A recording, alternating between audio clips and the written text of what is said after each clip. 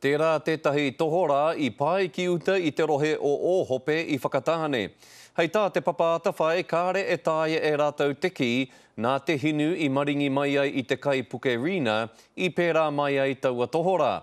Engari hei tā te iwi kāinga, he tohu tēnei. E kore he āhua hina pauri rawa atu I tērā o te tohora ki uta. Ko puta mai ki waho, ko pai ki uta. Nā te mea, kai te rongo rātau, ki te māwiwitanga o te parahinu, ko rua ki tia, ki roto I te moana, e pōkare nei ara te moana nui ātoi. No nā haora o te atanei ka kitea te papi nei, ko paia e te tai. I kitea etahi haihai me etahi ngaungau ki tōna māhunga me tōna fiore. Engari ko te whakapai a te papa atawhai, ka hore nā paru me nā hinu o te kaipuke o rena I tau mai ai tēnei tohora ki Rahaki. Ira kātangi I roto I te ngākau, ko tae mai tēnei tohora ki te whakaatu mai, kai te pukuriri a Tangaroa ki ngā mahi tūkino.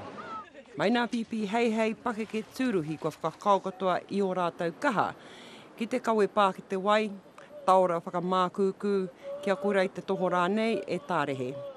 Kei reira nā mātanga tohora, me te papa atawhai e tiro ana I nā whakahaere. Tini Molyneux, Te Karere.